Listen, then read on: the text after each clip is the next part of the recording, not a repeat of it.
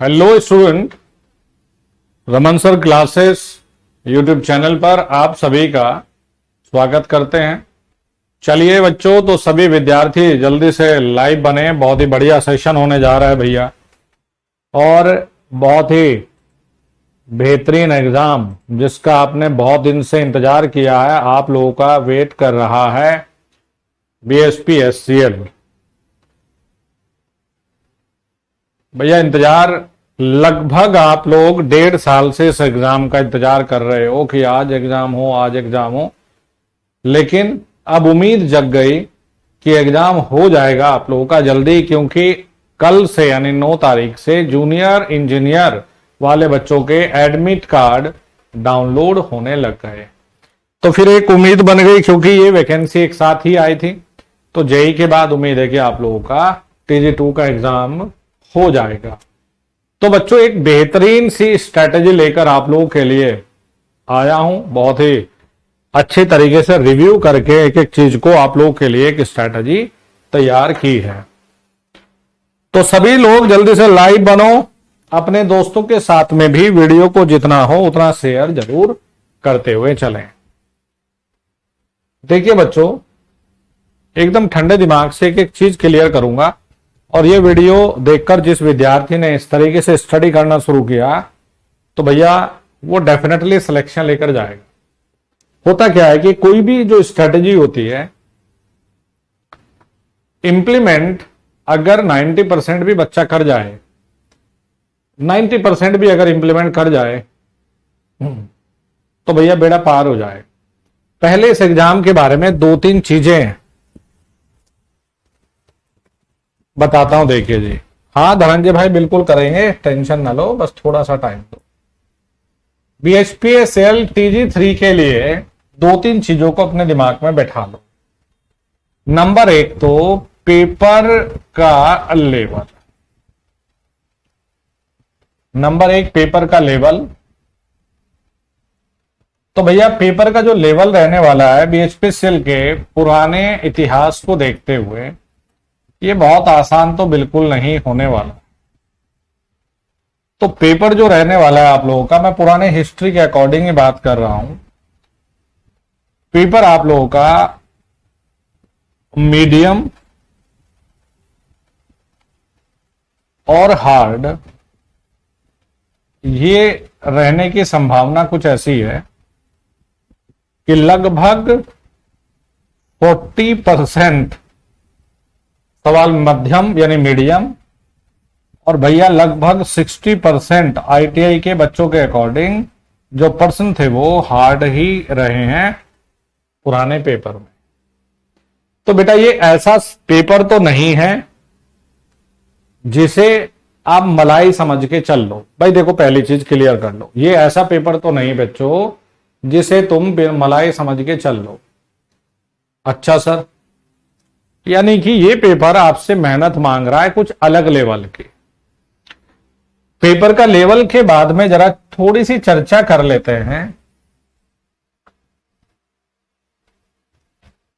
चर्चा कर लेते हैं सवाल के टाइप।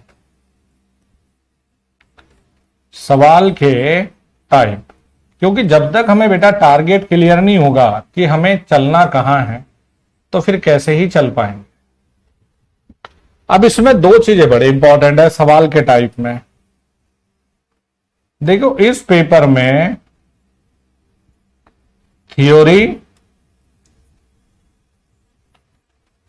और न्यूमेरिकल, थ्योरी और न्यूमेरिकल, और तीसरा भी मैं कहूंगा, देखो जी, न्यूमेरिकल ही रूप है, डायरेक्ट फॉर्मूला बेस। भैया थ्योरी के जो सवाल है वो कम रहे हैं, लगभग 40% चीजें, लेकिन इन थ्योरी में भी फॉर्मूला घुसे हुए थे, और न्यूमेरिकल लगभग 60% देखने को मिलेंगे, और वो भी बढ़िया लेवल के। तो यानी कि एक चीज तो बच्चों दिमाग में सेट है तुम्हारे कि गुरुजी यहां पर केवल V = IR पढ़ के तो काम चलता नहीं है। यहां पर थोड़ा सा अलग सोचना भी पड़ेगा और अलग करना भी पड़ेगा। अब जरा थर्ड चीज बनाते हैं। पेपर का लेवल ठीक ठाक ही आना है। ठीक ठाक का टीचर का मतलब होता है विद्यार्थी के अकॉर्डिंग हार्ड ही आना है। सवाल ज्यादातर न्यूमेरिकल ही आने हैं। अब एक सवाल उठता है दिमाग में। सवाल आपके दिमाग का मैं बता देता हूं। आपका ये सवाल है कि सर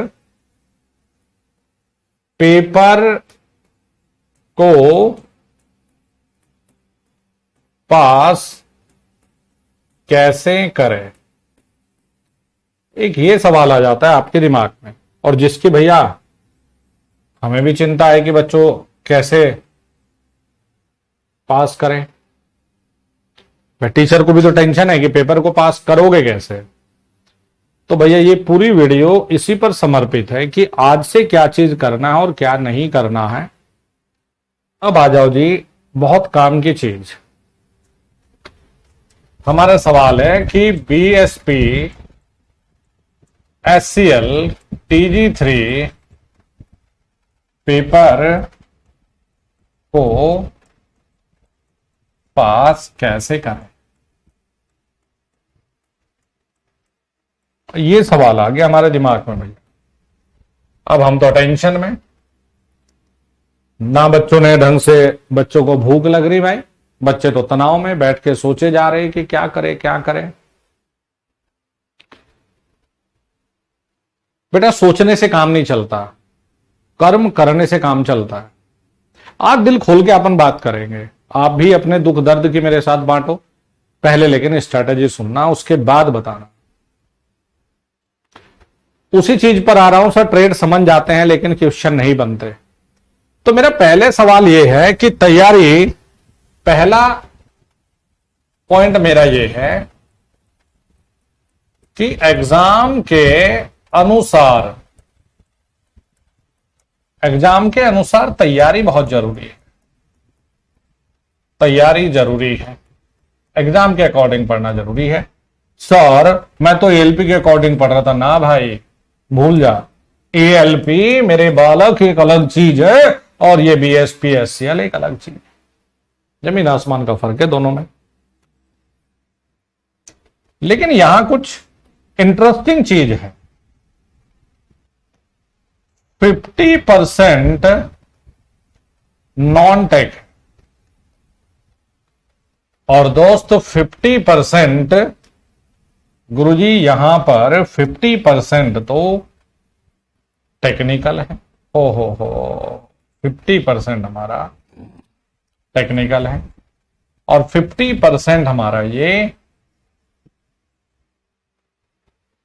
नॉन टेक है। सर टेक्निकल में कितने टॉपिक हैं। टेक्निकल में टॉपिक है टोटल 18 टॉपिक या 18 चैप्टर। अच्छा, लेकिन गुरुजी नॉन टेक में तो गणित, रीजनिंग, भैया तुम्हें उसके बाद में याद कर लो जरा, हिंदी, इंग्लिश, मतलब खिचड़ी पका रखी इसने सब। 5 नंबर में, कोई 5 में, कोई 10 में, पूरी खिचड़ी पका रखी। अब मेरिट का अगर मैं बात करूं तो पिछली बार की आप देखोगे 50 भी थी। मेरिट को पिछली बार वाला पिछली बार ही आग लगा दो। इस बार की मेरिट डिफरेंट होगी, इस बार की वैकेंसी डिफरेंट है। तो पहली चीज तो भैया दिमाग में एक चीज मत रखना कि पुरानी मेरिट को तबाह कर दो, आग लगा दो। नई तैयारी, नई मेरिट डिसाइड करेगी। एग्जाम के अनुसार तैयारी बहुत जरूरी है, ठीक है जी। तो सर 50% नॉन टेक है, 50% टेक्निकल। टोटल कम से कम 8 आवर की सेल्फ स्टडी की शुरुआत करिए। सेल्फ स्टडी की शुरुआत करो, ठीक है सर, वो भी 8 आवर सेल्फ स्टडी। लेकिन सर कैसे बांटू टाइम को, मैं तो कंफ्यूज ही हो गया गुरुजी कि टेक्निकल नॉन टेक्निकल को कैसे बांटूंगा। तो इसका समाधान मैं बताता हूं बेटा। 3 our per day non tech portion को देना शुरू करिए, पर डे नॉन टेक को देना शुरू करिए। Sir per day non tech को तो मैं दे दूंगा, लेकिन किस चीजों को देना है जरा देख लो। ये पर डे होनी चाहिए एक्टिविटी, ये नहीं कि गुरुजी आज तो आपने समझा दिया तो आज तो ठीक है 4 जप रहे लेकिन कल नींद आ गई थी, ये गड़बड़ हो जाएगा। 3 आवर नॉन टेक में थ्योरी रिवीजन बहुत जरूरी है, और बेटा नॉन टेक को लेकर जितना कम आप यूट्यूब पर डिपेंड रहेंगे उतना बेहतरीन कर जाओगे, क्योंकि नॉन टेक के लिए आपको किसी स्पेशल तैयारी की जरूरत नहीं, जितना अभी पढ़ रखा है उसी को रिवाइज करोगे, पहली चीज। अब यहां से आगे कुछ भी नया घसीटने की कोशिश मत करना, कुछ भी नया घसीटने की कोशिश मत करना कि गुरुजी मैं तो पूरा कंप्यूटर ही पेल दिया बाकी चीजें छोड़ दी, तो ऐसा नहीं करना। दूसरा, थ्योरी रिवीजन डेली करो इस 3 घंटे में से। वो हो सकता है आपका किसी का 20 मिनट हो, किसी का 30 मिनट हो, वो डेली करो। डेली के ऑब्जेक्टिव लगाओ, डेली के ऑब्जेक्टिव करो, थ्योरी के रिवीजन करो। अब सर इतना कर लिया, हाँ जी नॉन टेक का उतना बहुत है, डेली का रिवीजन, डेली का ऑब्जेक्टिव। ऐसा करना जैसे आपने कंप्यूटर को 20 मिनट को पर्टिकुलर टॉपिक पढ़ा, तो बेटा अब उसी पर्टिकुलर टॉपिक को जो आपने पढ़ा हुआ है तो 30 मिनट आपने रिवाइज कर लिया मेरे बच्चों, उसके बाद 20 मिनट 30 मिनट उसका ऑब्जेक्टिव लगा लो। फिर आपने कहा गुरुजी मैंने ना रीजनिंग को 10-20 मिनट, एक एग्जांपल ले रहा हूं, गुरुजी मैंने तो हिंदी को 20 मिनट में रिवाइज किया था और उसी के मैं ऑब्जेक्टिव को प्रैक्टिस करता हूं। सर ये तो ठीक है आपने डेली का बता दिया, लेकिन वीक का क्या करें? अब देखो बच्चों, वीक में वीकली क्या प्लान होना चाहिए? वीकली प्लान होना चाहिए, क्योंकि जैसे संडे को है वीकेंड है, सैटरडे हो गया वीकेंड, संडे आपने कर लिया छुट्टी का दिन है संडे, तो इस दिन इस 3 आवर को बढ़ा के करो 6 आवर। अच्छा सर, और इस 6 आवर में से, अभी सिर्फ नॉन टेक की बात चल रही है, इस 6 आवर में से हर एक जितना आपने वीक में पढ़ा है सारे कंटेंट का रिवाइज या सारे कंटेंट का रिवीजन करो बेटा। इस 6 घंटे में जितना इस पूरे वीक में पढ़ा है आप लोग भूलोगे नहीं। सबसे ज्यादा दिक्कत यह हो जाती है बच्चों को, सबसे ज्यादा बड़ी प्रॉब्लम यह है कि उन्होंने जोश में बढ़िया से पढ़ लिया जी, फ्राइडे बढ़िया रट्टा मार लिया, लेकिन दिक्कत यह हो गई, प्रॉब्लम यह हो गई कि फाइनल टाइम पर सब कुछ भूल गए। तो इसके लिए बच्चों हमें फाइनल टच देना है अगर, तो चीजों को कंपाइल करना बहुत जरूरी है। चीजों को कंपाइल नहीं करोगे, कुल मिलाकर चीजों को रिवाइज नहीं करोगे तो भूल जाओगे, पेपर में खाली डब्बा हो जाओगे। अब अगर आपने वीक में 2 बार 3 बार ये रिवाइज कर रहे हो, ऑब्जेक्टिव लगा रहे हो, तो आप ना बिल्कुल ऐसे सॉलिड बन के जाओगे कि एकदम मजा आ जाएगा। सबसे बड़ी मिस्टेक ये चल रही है बच्चों से कि आप पता है कैसे स्टडी कर रहे हो। देखो अगर कुछ बुरा लगे तो लगने वाली चीज है, आपसे ज्यादा दुनिया देखी है, 14-15 साल से यही काम कर रहा हूं, तो मैं ये रियलाइज जरूर कर रहा हूं कि आप लोग जो स्टडी कर रहे हो ना, वो सेल्फ स्टडी नहीं कर रहे हो। आप बहुत सारे बच्चे तो नोटबुक को हाथ नहीं लगा रहे, बहुत सारे बच्चे तो सिर्फ मोबाइल पे सुन रहे टीचरों की जीएस, रीजनिंग, एप्टी, ये सुन रहे हैं। बेटा ये चीजें सुनने से नहीं होती, आपने सुन लिया, टीचर ने बता दिया, तुमने सुन लिया, बेटा ये तुम्हारे दिमाग में अप्लाई हुआ नहीं हुआ, तुम समझ पाए नहीं समझ पाए, उसका आपने प्रैक्टिकल नहीं किया।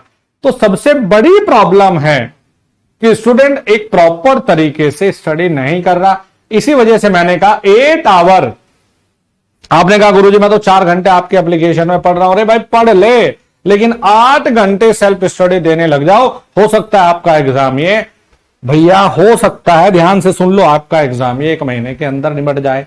तो बेटा अगर पर डे सेल्फ स्टडी का मतलब होता है मोबाइल को स्विच ऑफ करो, साइलेंट करो, किनारे रख दो और भैया इसको टच मत करो। सेल्फ स्टडी का ये मतलब, ये 8 घंटे वो होने चाहिए आपके रूटीन में, चाहे कुछ हो जाए लेकिन हमें पढ़ना है। जब तक ये काम नहीं करोगे तो अपनी स्किल्स नहीं सुधारोगे, सिलेक्शन आने में दिक्कत होती है। तो बेटा ये तो हो गया नॉन टेक का। और नॉन टेक को आपने अगर खुद से मेहनत करनी शुरू कर दी ना तो 30 डेज में, 25 डेज में नॉन टेक में अपने आप से तुम्हारी परफॉर्मेंस बढ़ जाएगी मेरे भाई, अपने आप से परफॉर्मेंस बढ़ेगी। सर अब सबसे ज्यादा जो दिक्कत है, अब देखो नॉन टेक में अगर किसी बच्चे ने हिंदी सीखनी है सपोज, तो इसमें थोड़ा ना न्यूमेरिकल घुसाएगा, तो एक नॉर्मल सवाल ही आएगा। अब कोई रीजनिंग आ गया तो वही सवाल पूछेगा।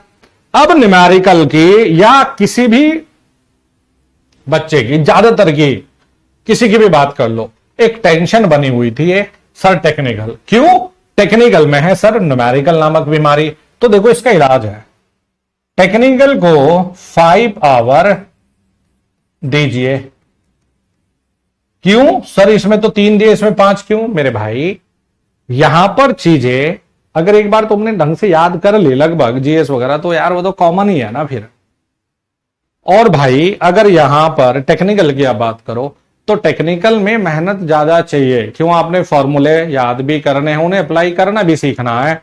तो भैया सेल्फ स्टडी में 5 आवर टेक्निकल डाल दिया। अब सर ये तो आपने बोल दिया कि 5 आवर टेक्निकल, लेकिन क्या क्या करें? अब आ जाओ देखो, सबसे पहली चीज हमने क्या लिखा है टेक्निकल में, जरा ध्यान से देखना, जरा ध्यान से देखना मेरे बच्चों, मेरे इंटेलिजेंट बच्चों, ज्यादातर चीजें आनी है न्यूमेरिकल। और एक बात बता दो, अच्छे से मान लेना है इस चीज को। पता है दोस्त, इस पेपर में जिस बच्चे का टेक्निकल बढ़िया होगा हाथ वही मार जाना। क्यों?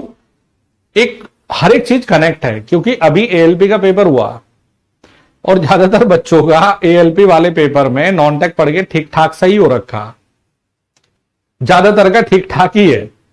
लेकिन एएलपी पे पढ़ते पढ़ते बच्चों ने टेक्निकल से कनेक्टिविटी को तोड़ लिया। तुम भी मानते हो ये कड़वा सच, बच्चे एएलपी के पीछे पड़ गए, सर साइंस पढ़ लेंगे, सर ये पढ़ लेंगे, तो टेक्निकल से कनेक्टिविटी टूट गई। तो नॉन टेक में बच्चे ठीक ठाक है, क्योंकि फिर से एएलपी आया तो फिर से वो एएलपी की तैयारी पे लग गए। तो नॉन टेक में सब ठीक ठाक ही हो रखा मामला। अब इसमें जो आगे निकलेगा रेस में, वो रेस डिसाइड होगी टेक्निकल के आधार पे, तुम मानो या ना मानो।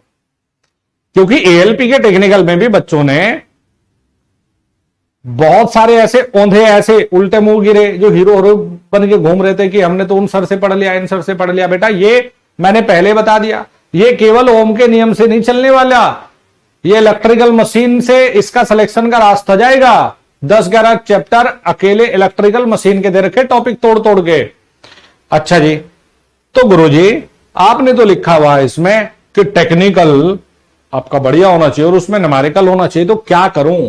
देखो सबसे पहली चीज, प्रतिदिन 30 मिनट, अब ध्यान से देख लेना बच्चों, 30 मिनट डेली सूत्र का रिवीजन शुरू करो। इस 30 मिनट किसी से कोई बातचीत नहीं, केवल सूत्र के रिवीजन को दे दो। यार मेरे भाई, यार सेटिंग से चल रही है, चल रही है। यार बच्चों एक बात बताओ, जो चीज तुम्हारे हाथ में नहीं है उसमें क्या कर सकते हो? जो तुम्हारे हाथ में नहीं है उसमें क्या करोगे? तुम्हारे हाथ में पढ़ना है ना, तो बेटा पढ़ ही सकते हो। और तुम्हारे पे बेटा इतना पैसा हो जो चल बल रहा है, तो भाई जाके दे दो। अच्छा बताओ ना, एक अब तुम्हारे पास ऑप्शन क्या विजय भाई? ऐसे एक दोस्त के नाते पूछ रहा हूं। क्यों विजय भाई, आपने कहा भी स्पेशल में पैसे में सेटिंग चल रही है या चलेगा क्या?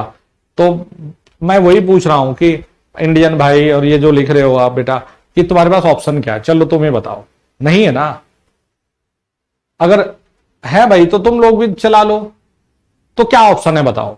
देखो मेरी बात कुछ बच्चों को बुरा जरूर लगती होगी, लेकिन क्या होगा, मैं भी तुम्हारे में से एक हूं, मुझे पता है क्या है क्या नहीं है, मैं भी आप में से एक हूं। तो बताओ बेटा, पढ़ने के अलावा ऑप्शन क्या है? चलो आप बताओ, पढ़ने के अलावा ऑप्शन क्या है? एक नॉर्मल परिवार का बच्चा इस उम्मीद पर ही पढ़ेगा कि भाई कुछ अच्छा कर ले, और कोई ऑप्शन नहीं है। पैसा इतना मोटी अमाउंट बेटा देने दुने का उसका हिसाब किताब होता नहीं है। कहीं फंस फुस आ गए तो बेचारा वैसे ही नीलाम हो जाएगा। जमीन भी नहीं होती कि बेच बाच के पीछे छुड़ा ले, पता नहीं क्या क्या रख रुक के अपना पैसे की व्यवस्था करते हैं। तो बेटा उस चीज को तो सोचो भी मत दिमाग में, है ना, उस चीज को बेटा दिमाग में सोचो ही मत। इन चीजों से निगेटिव रहोगे तो काम नहीं चलेगा, थोड़ा पॉजिटिव रहना पड़ेगा, सकारात्मक रहना पड़ेगा, है ना। तो अब बात आ रही थी कि गुरुजी, हाँ इसलिए मैं दुख दर्द समझता हूं ये कि मेरे भाई मैं कोई एलियन थोड़ा ना हूं कि एलियन हूं, बेटा तुम्हारे ही बीच का हूं, तो मुझे पता है कि किसके पास कितना है, क्या दे सकता है नहीं दे सकता।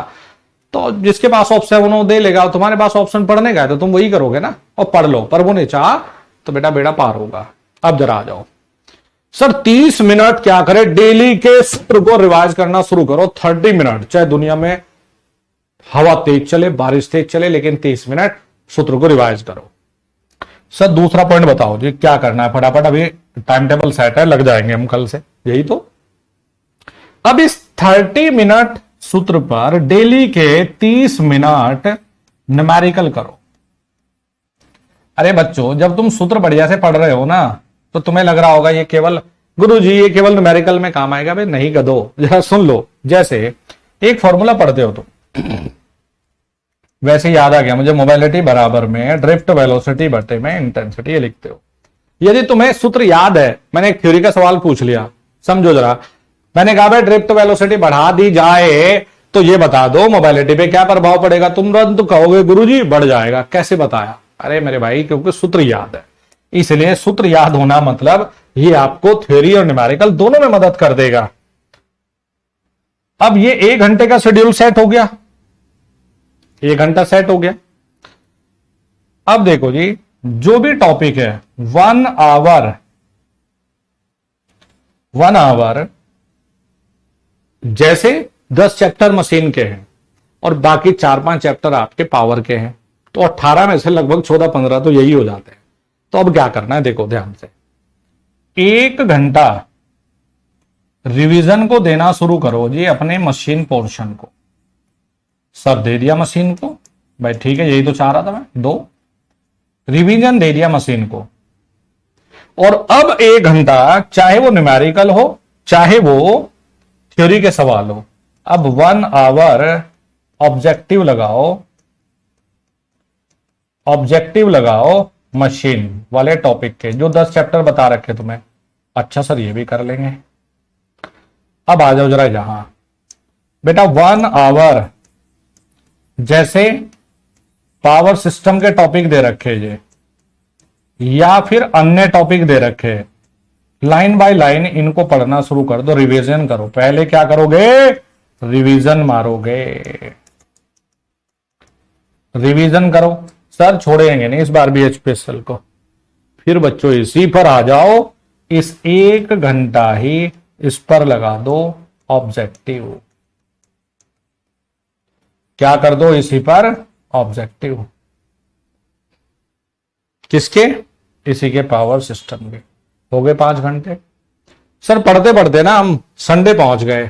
बेटा संडे को या वीकली जब एंड हो गया सब 6 घंटे इसे दे दिए।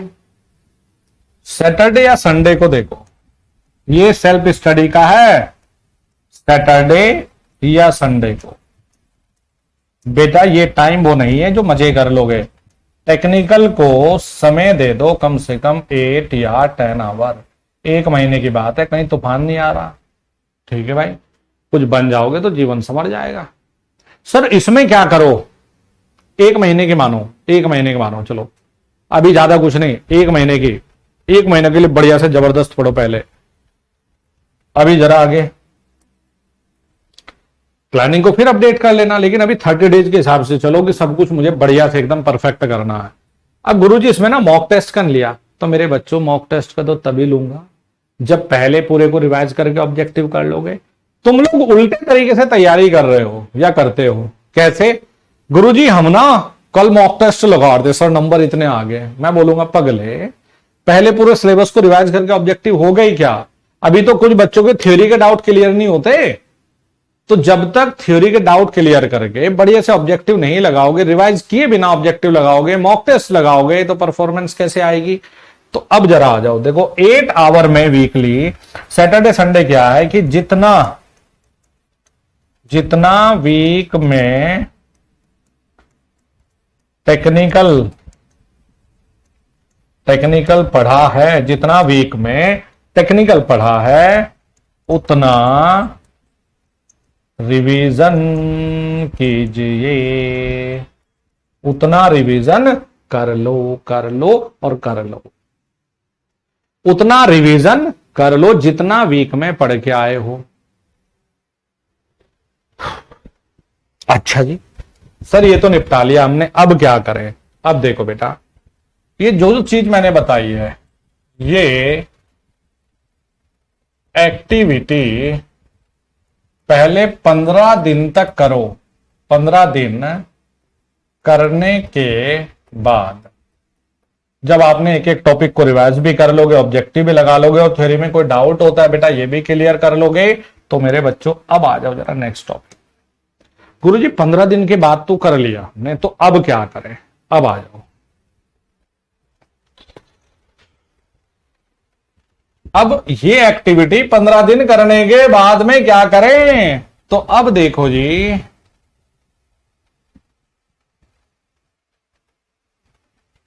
वीकली पहले हो गया था, हाँ ये तो हो गया बात। डेली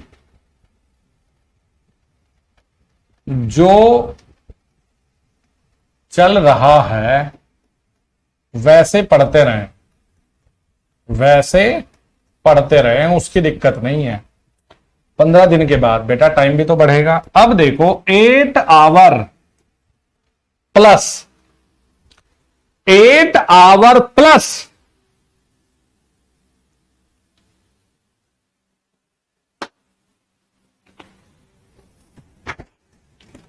गर्मी बहुत है भाई। 8 आवर प्लस में मॉक टेस्ट जोड़ दो। अरे वाह सर, 8 आवर में मॉक टेस्ट जोड़ दो। 8 आवर प्लस मॉक टेस्ट, ठीक है सर। अब भैया ये देखो, पहले तो 90 मिनट में ये दोगे, इसके बाद एनालिसिस भी करोगे, एनालिसिस भी करो, रिपोर्ट बनाओ नालायको कि कहां तुम कमजोर रह गए, क्यों नंबर नहीं बढ़ रहे हैं। और पेपर अटेम्प्ट करते इतना सीरियसली लेना है जैसे नौकरी वाला, यही है। और कम से कम 20 पेपर 25 जितने भी व्यवस्था हो उतने करो, उतना करो। लेकिन 15 दिन के बाद ये करना बंद मत कर देना। लेकिन 15 दिन के बाद इसे बंद मत कर देना। क्या बढ़ाओगे? कुछ ना कुछ तो 15 दिन बाद बढ़ना चाहिए ना। अगर तुम ये कल से स्टार्ट करते हो तो बेटा 15 दिन के बाद में क्या करोगे? देखो 8 घंटे की सेल्फ स्टडी के साथ बेटा मॉक टेस्ट। और वैसे भी देखो यार, ये चलो मैंने 10 आवर मान लिया तुम्हारे पास, अभी 14 आवर ऐसे हैं बच्चों जो तुम्हारे पास ही है। अभी 6 आवर तुमने नींद का ले लिया, अभी 8 घंटे प्लस में 2 घंटे तुमने खाने खुने के लगा दिया, 6 घंटे और भी बच रहे तुम्हारे। अगर बाकी सब चीजें भी छोड़ छाड़ दो यार मेरे भाई, अगर सीरियसली आज से लग गए, अभी से सीरियस होकर लग गए, तो बीएचपीएसएल को डेफिनेटली आप फोड़ कर आओगे। और ये मेरा वादा है कि देखो बच्चों, कर्म करना विद्यार्थी की एक जिम्मेदारी है, रास्ता दिखाना टीचर का एक काम है।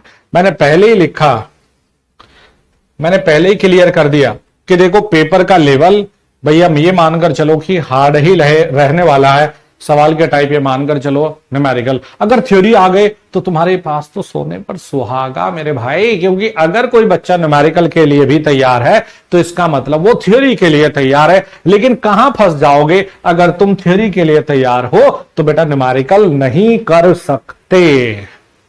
तो इसीलिए कितने दिन के बाद ये वैकेंसी आई है। रिस्क क्यों ले रहे हो? मेरी समझ में ये नहीं आ रहा। रिस्क मत लो मेरे भाई, इसे बढ़िया से इस मौके को भुना लो। ये पता नहीं फिर कब मिले, 2000 से ज्यादा भर्ती आपको मिल गई तो इसे भुना लो। और जो पेपर कैसे पास करे, आपको बेटा बता दूं कि कर्म करने से सब चीजें संभव है। बेटा किसी किताब की जरूरत नहीं है, जो आप लोगों ने तैयारी कोचिंग करी होगी, क्लास ली होगी, वो नोट्स बनाए होंगे, जैसे बच्चों ने मेरे से डिटेल में विक्रांत प्रो से पढ़ा है तो टेक्निकल वो पूरा है, उसमें नॉन टेक के भी सबने नोट्स वगैरह बना रखे हैं बेटा, तो अपना उसी चीज से पढ़ना जो नोट्स आपने बना रखे हैं। कुछ भी नया अगर किताब विताब के पीछे पढ़ोगे तो पूरी कनेक्टिविटी नहीं बन पाएगी आपकी, और कहीं ना कहीं उस चीज का आपको नुकसान होगा। और नोट्स नहीं बनाए तो मेरे भाई ये तो आप बहुत बड़ी गलती कर गए, नोट्स नहीं बनाए। देखो एग्जाम की कुछ डिमांड है, सुन लो, नोट्स बनाना, शॉर्ट नोट्स बनाना, प्रॉपर रिवाइज करना, ऑब्जेक्टिव प्रैक्टिस करना, जब तक ये स्टेज आप फॉलो नहीं करोगे तब तक दिक्कतें आती रहेंगी, आती रहेंगी और आती रहेंगी। अभी भी समय है।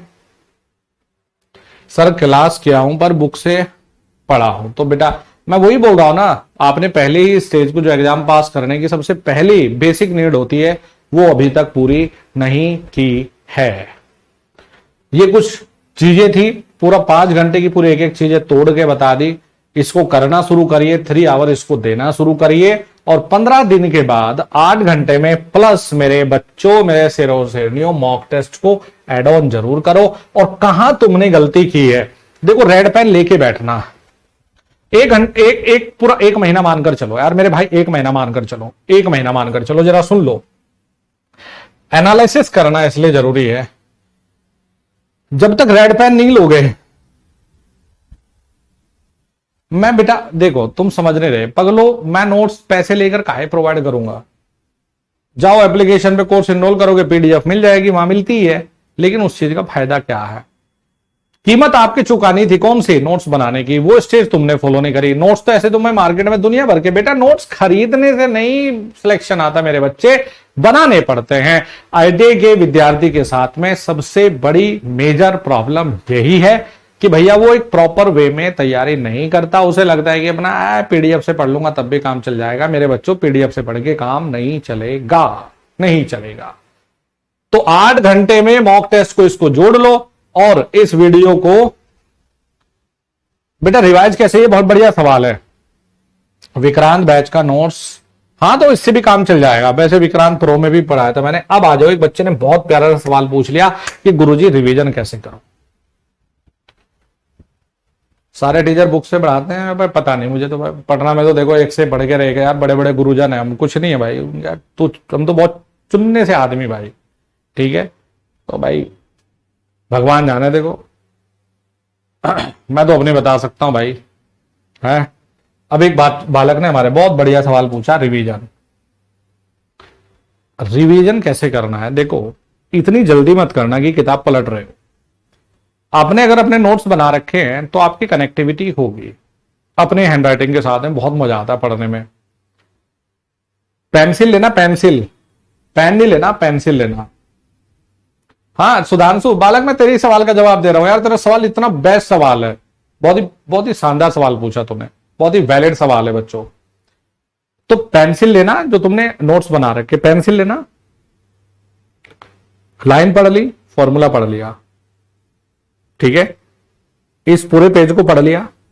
अब पेज को बंद करना, आंखें बंद करना, और जो जो चीज पढ़ी है ना, अगर 5 मिनट पढ़ने में लगाया है किसी पेज को, तो 5 मिनट बोलने में लगा दो। ये सूत्र पढ़ा है, ये सूत्र पढ़ा है, ये लाइन पढ़ी है, सूत्र पढ़ा है, ऐसे होता है रिवीजन। आपने 10 पेज रिवाइज किए, उन्हीं पर आधारित ऑब्जेक्टिव लगाने की कोशिश करिए, आपको बहुत मजा आएगा।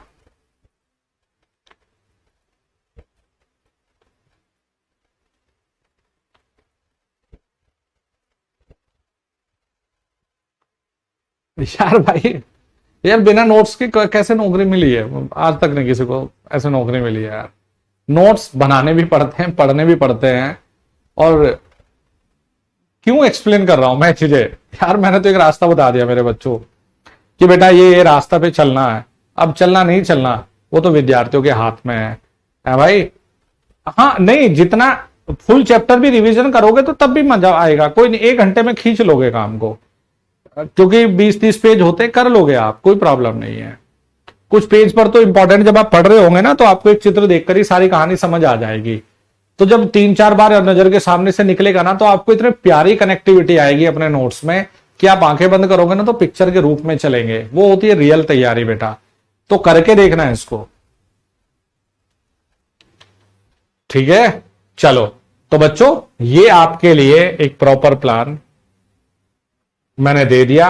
और इस वीडियो को रख लेना अपने पास, इस क्लिप को काट के। जो बच्चा कल से ईमानदारी से एक डायरी में चढ़ाते चला जाना, डायरी में अपना रिकॉर्ड जरूर चढ़ाना। कैसे कि आज 11 तारीख को गुरुजी की बताई हुई बात हमने फॉलो की, 12 को फॉलो की। जो बच्चा एग्जाम तक इसको फॉलो कर लेगा वो फेल हो ही नहीं सकता, वो फेल हो ही नहीं सकता, वो डेफिनेटली पास होगा और भैया रैंक लेकर आएगा। तो इस सेशन को यहीं पर एंड करते हैं। बाकी मैं YouTube पर बहुत एक्टिव मोड में अपना लगाऊंगा आप लोगों के लिए, मैराथन सब लगा रहूंगा। एक छोटा सा, क्योंकि घर बार चलाने भी एक जिम्मेदारी होती है, और साथ ही एक छोटा सा BHPSL को लेकर आपको हंसी आ जाएगी। 8:30 बजे एक कोर्स भी अनाउंस करूंगा मैं, तो उसमें भी सभी बच्चे लाइव रहेंगे।